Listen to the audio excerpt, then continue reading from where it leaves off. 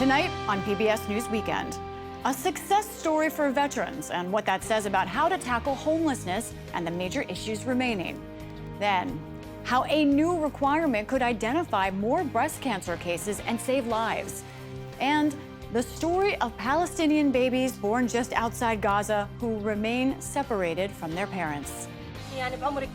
I'm not sure that she recognizes me on the phone, she says, but the nurses tell me she does. I hope she'll remember my face, so when we finally meet, she won't feel like I'm a stranger.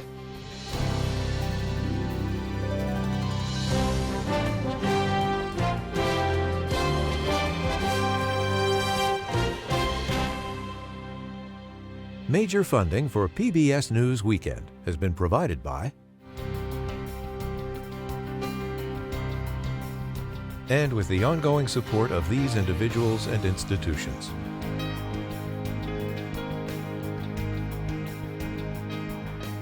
And friends of the NewsHour.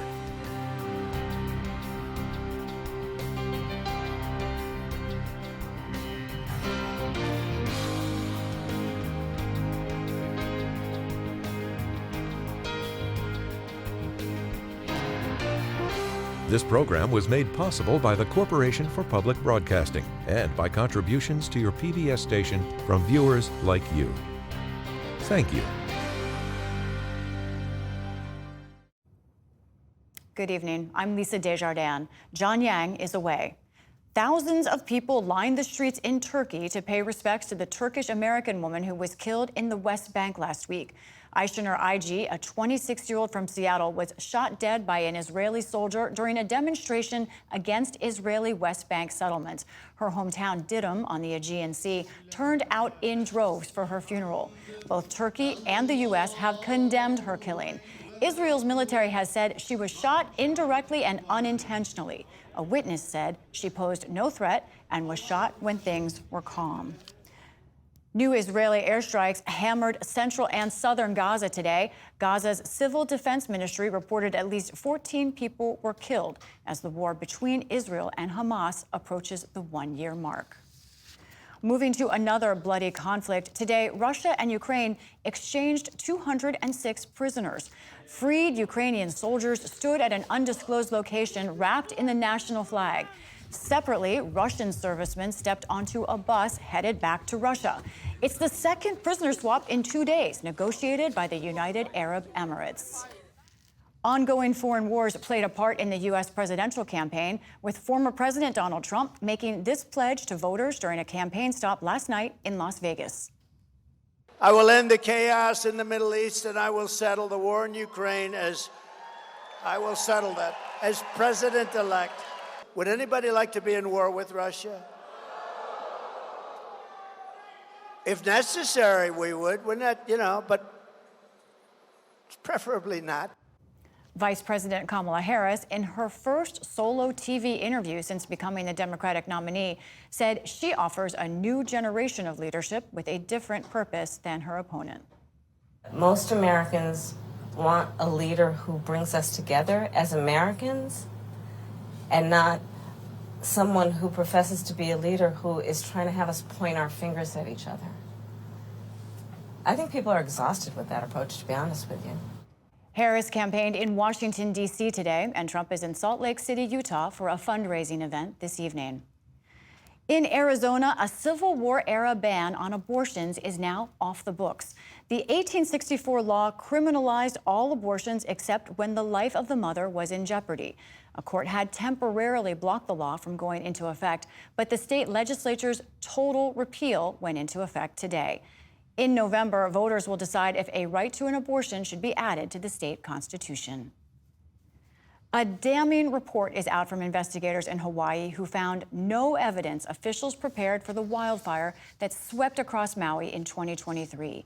The report, released last night, said even though officials had days of warnings that conditions were ripe for fires, lack of planning meant evacuation efforts came too late for many in Lahaina. 102 people died in that fire. Still to come on PBS News Weekend, how a new federal requirement could help identify more breast cancer, and Gazan parents separated from their babies by war. This is PBS News Weekend from WETA Studios in Washington, home of the PBS NewsHour, weeknights on PBS. Now to a problem across the country and one bright spot of improvement. On any given night last year in the U.S., some 653,000 people were homeless. That's according to government data. That was up from 2022, a 12% increase. But one group has seen some improvement over the last 15 years, veterans. Much of that can be credited to a government housing program from the Department of Housing and Urban Development and Department of Veterans Affairs. It's called HUD-VASH, after the agency's names. The program combines housing department vouchers for rent with individual-focused casework from the Veterans Department. Since 2009, that program has led to a 52% drop in homelessness among veterans. Anna Leva is CEO of the National Alliance to End Homelessness. Before that, she spent a decade at the Department of Housing and Urban Development and helped design HUD-VASH. Thank you for joining us. Thank you so much for having me. First, I want to talk overall about homelessness in this country. Where are we right now?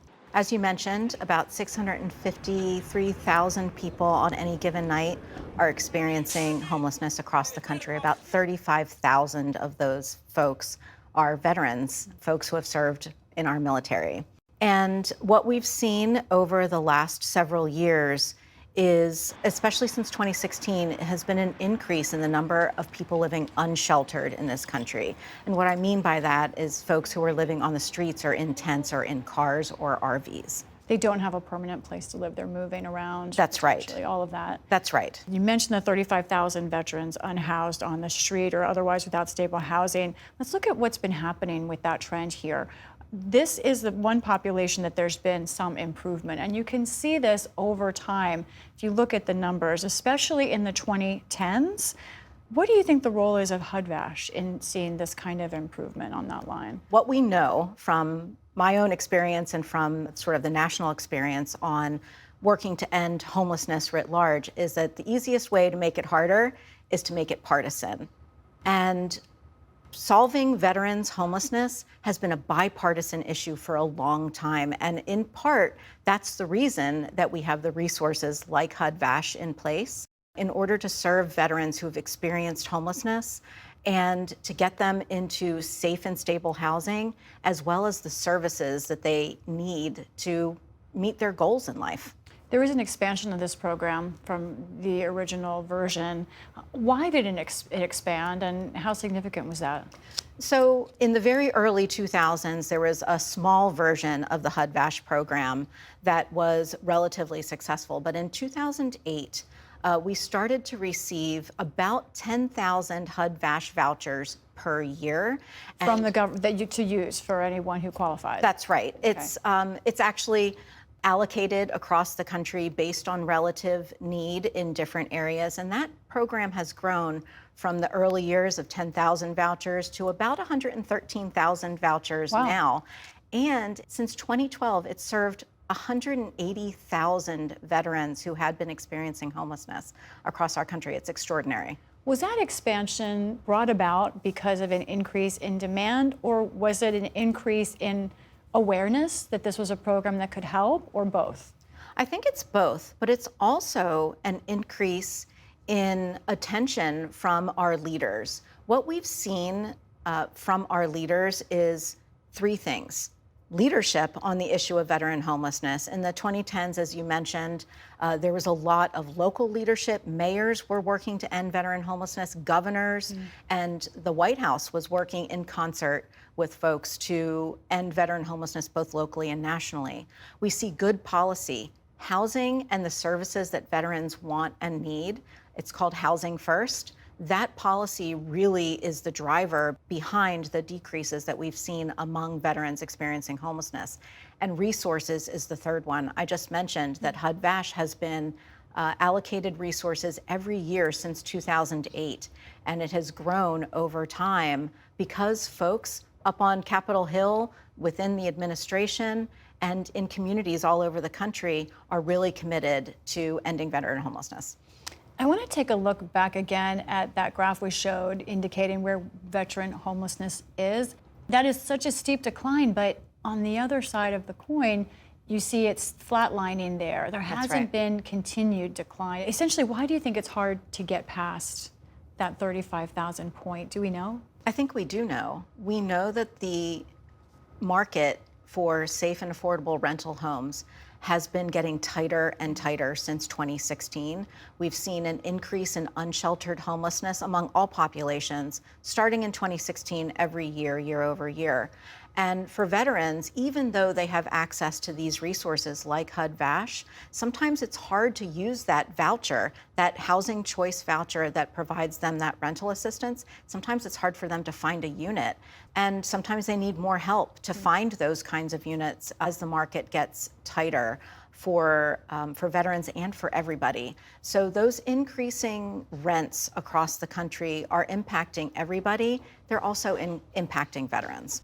In our last 30 seconds or minute here, this is a problem that's been in this country quite a long time. Yes. You're part of exploring a lot of solutions. It's a multi-layered problem. Do you think, is there some hope that there can be some new solutions coming?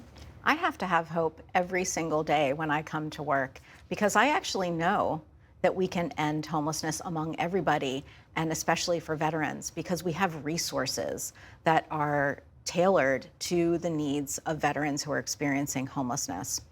And what I say to folks when they ask me this question is that we actually know how to end homelessness. It's safe and affordable housing coupled with the services like mental health services, sometimes substance use treatment services, physical health services, and all of those things are available to veterans who qualify through the VA.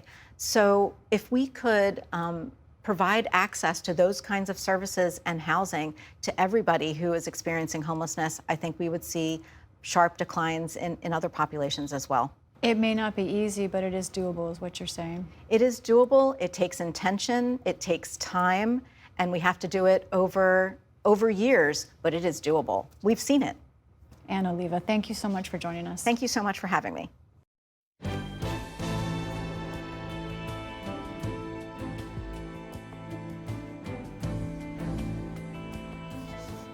A sobering number. About 1 in 8 women will be diagnosed with breast cancer in her lifetime. That's one reason doctors recommend women get a yearly mammogram beginning at age 45. But for some women, mammograms won't detect their cancer, which is why, as Ali Rogan reports, a new FDA requirement could identify more breast cancer cases and save lives. Earlier this week, the FDA began requiring that all mammogram reports disclose information on a patient's breast density. Higher breast density not only puts patients at higher risk of developing breast cancer, it can also make cancers more difficult to detect, meaning patients may require additional screening.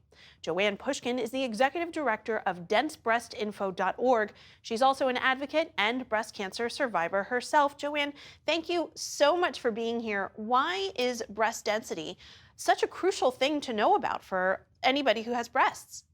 Well, they're common and normal, and most women have some level of breast density in their breasts.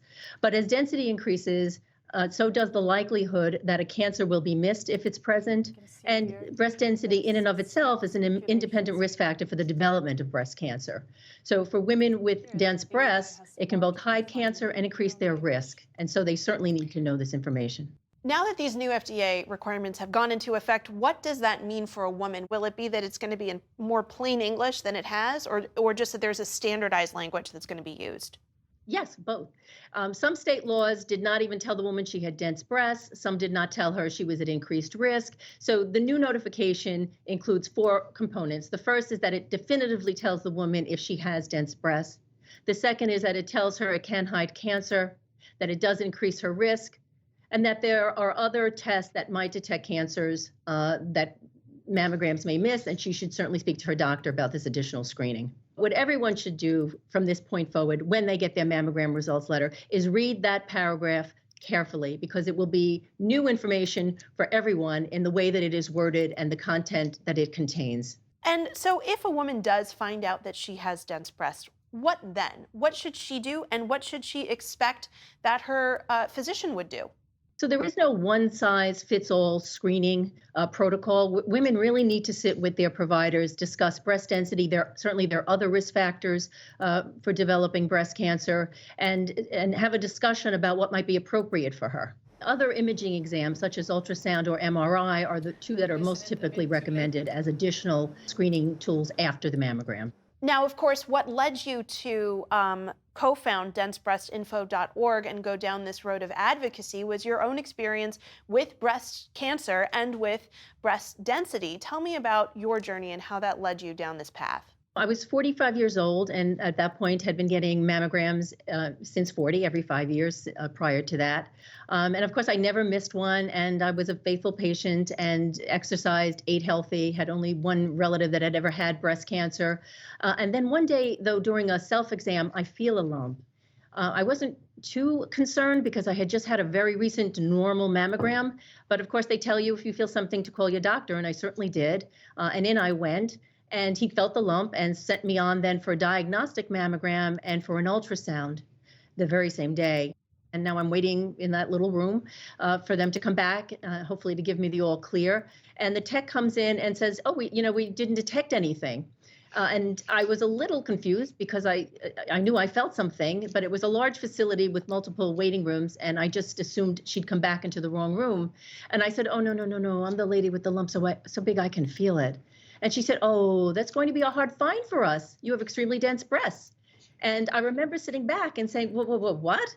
And I'm sent for the ultrasound, 15 minutes later, and there it is, quite obviously. So what was not visible at all on the mammogram was clearly detectable on the ultrasound. And you had been going routinely for mammograms up until that point, and your cancer was not detected. Does that mean that if you had been aware of your breast density, your cancer may have been detected earlier? Certainly, because by size and stage, the cancer was estimated to have been growing for 3 to 5 years in my breast, undetected, every single one of them by mammography.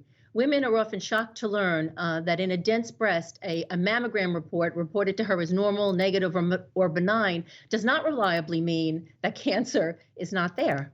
These updated guidelines are definitely going to help a lot of women find out more about their bodies, but another hurdle remains insurance coverage of additional screenings. What is the state of that fight? So generally, if a woman's doctor or her health provider says there is a medical need for her to have additional imaging, generally her insurance will cover it, though co-pays and deductibles may apply. Additionally, several states, 33 states right now, have passed laws for expanded coverage for breast imaging after a mammogram. Again, not without copay and deductible necessarily, but they vary from state to state. And women really need a consistent standard for insurance coverage, just like the FDA this week now has standardized the notification she's going to get. Now we need a standardized insurance coverage for women. Joanne Pushkin, Executive Director of DenseBreastInfo.org and an advocate and breast cancer survivor. Thank you so much for joining us. Thank you.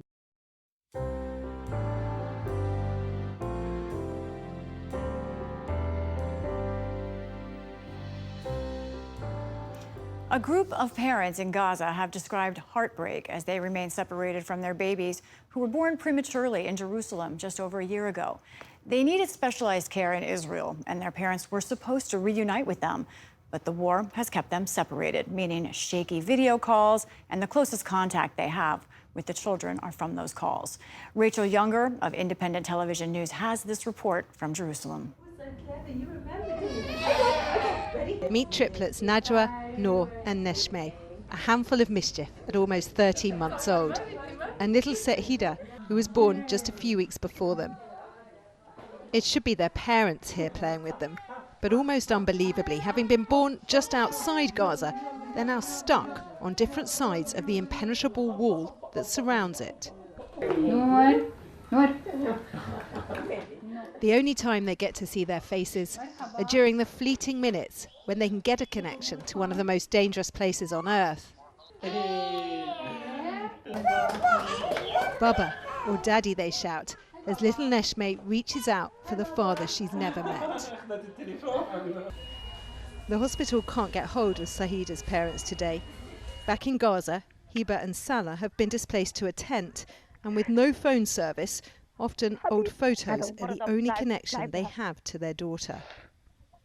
I'm not sure that she recognises me on the phone, she says, but the nurses tell me she does. I hope she'll remember my face, so when we finally meet, she won't feel like I'm a stranger. Like the triplets' parents, she'd already waited so long for a daughter. They're all IVF babies, born here prematurely at the end of last summer, because even then the level of neonatal care here wasn't available in Gaza. They come, they get their babies delivered here, then they can stay for a few days or a week or so, and then they have to go home because the permits usually have limited period. They were due to come back for their babies on the 8th of October, but the war means that every day they are missing irreversible milestones. Noor starting to crawl, Neshme learning the drums, Saida attempting to blow her first kisses. You know, each one of us, it would be a very interesting moment in his life when he sees his child just taking his first steps and walking around and talking and saying "Ba ma," such like that. And the family, they missed those moments. All staff here can do is keep building the bond between baby and parent. What happens when she sees? When see the telephone, always say mama. Yeah, thank you. Across the corridor, other luckier parents watch every moment of their newborn's progress. Because Sahida and the triplets were equally tiny, their mums, in the little time they had, never even got the chance to hold them. That was Rachel Younger of Independent Television News.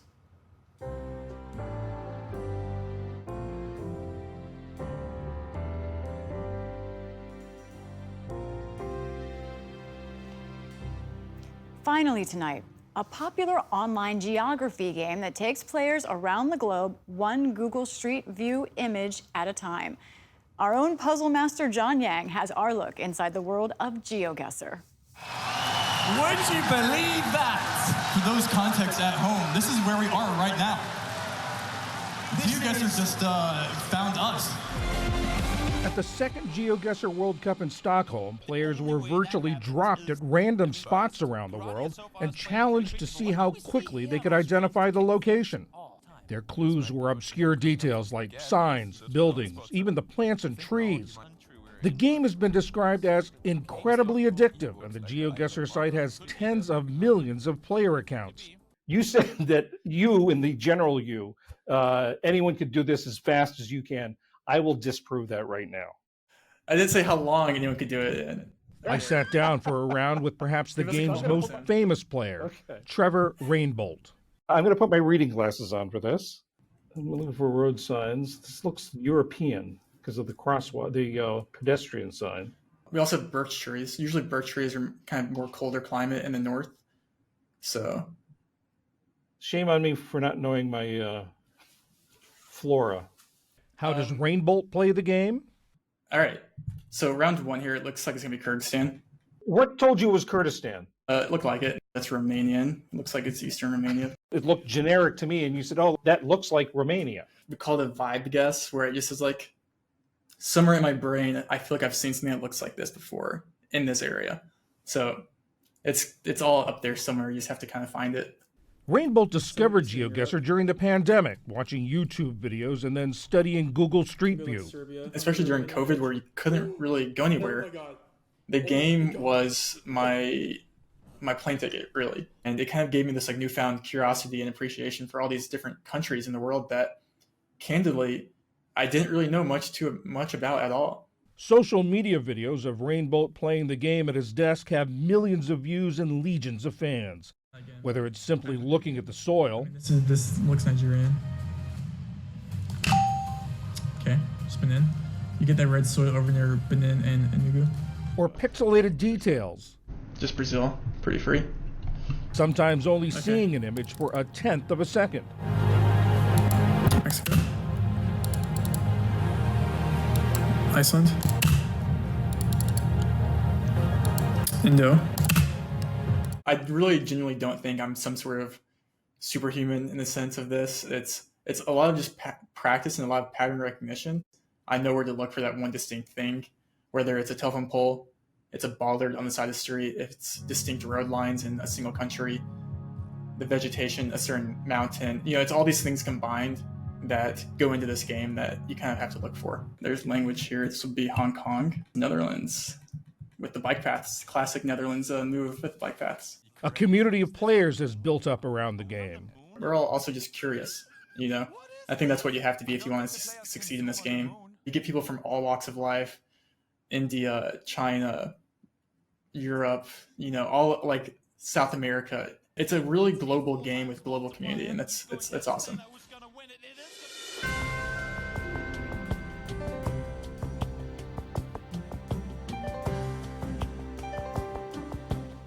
And that's our program for tonight. I'm Lisa Desjardins. For all of my colleagues, thank you for joining us. See you tomorrow. Major funding for PBS News Weekend has been provided by Consumer Cellular. This is Sam. How may I help you? This is a pocket dial. Well, somebody's pocket. Thought I'd let you know that with Consumer Cellular, you get nationwide coverage with no contract. That's kind of our thing. Have a nice day.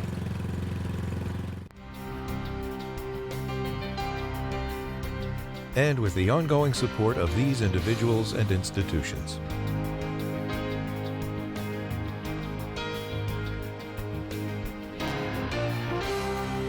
This program was made possible by the Corporation for Public Broadcasting and by contributions to your PBS station from viewers like you.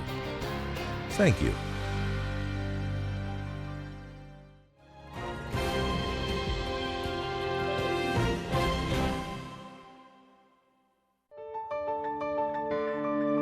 You're watching PBS.